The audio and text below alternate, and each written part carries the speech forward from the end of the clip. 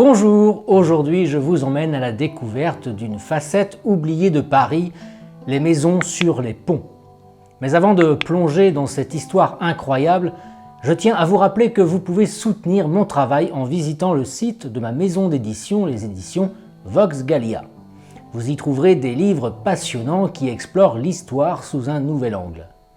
Tous les liens sont en description, alors n'hésitez pas à y jeter un coup d'œil.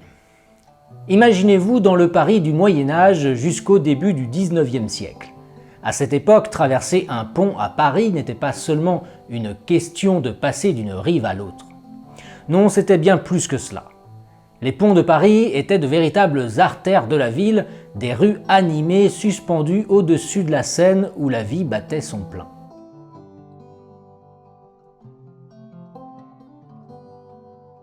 Les ponts parisiens dès le Moyen-Âge n'étaient pas de simples passages pour traverser le fleuve. Ils étaient conçus comme des espaces de vie. Prenons par exemple le pont Notre-Dame construit en 1413.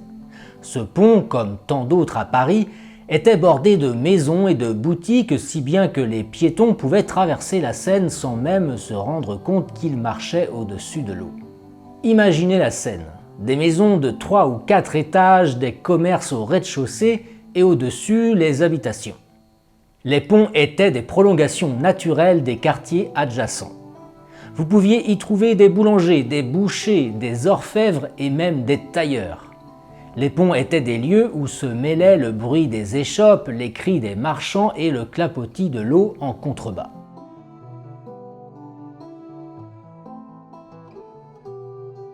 L'un des ponts les plus célèbres était le pont au Change, qui, comme son nom l'indique, était le centre financier de la capitale. Dès le XIIIe siècle, ce pont était envahi par les changeurs de monnaie. C'était ici que l'on venait échanger des devises, faire des affaires. En 1304, Philippe le Bel ordonna même que tous les changeurs de Paris devaient s'y regrouper, faisant du pont au Change un véritable hub financier bien avant l'invention des banques modernes.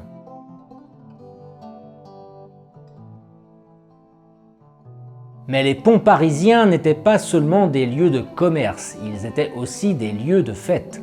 Le pont Saint-Michel, par exemple, était célèbre pour ses foires animées.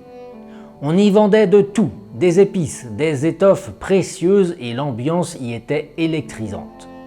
Imaginez ces scènes où les marchands crient pour attirer les clients, les passants se pressent pour faire leurs emplettes et tout cela sur une rue suspendue au-dessus de l'eau. Cependant, la vie sur ces ponts n'était pas sans danger.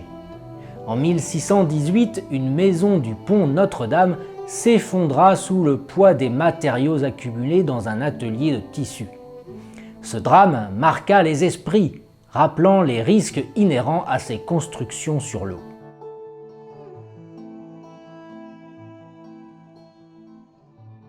Avec le temps, ces ponts habités ont progressivement disparu. La densité de la population, les incendies et les risques d'effondrement ont poussé les autorités à démolir ces constructions.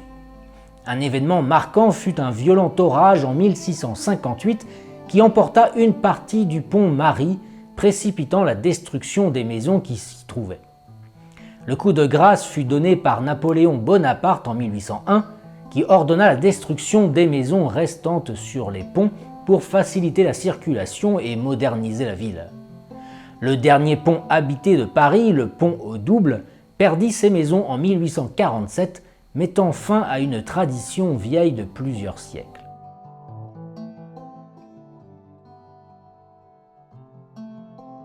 Aujourd'hui, les ponts habités de Paris ont disparu, mais leur histoire continue de fasciner. Traverser la Seine était autrefois une aventure, une immersion dans un autre monde suspendu au-dessus de l'eau. Ces ponts étaient les artères vivantes de la ville, un témoignage de la créativité et de l'effervescence parisienne.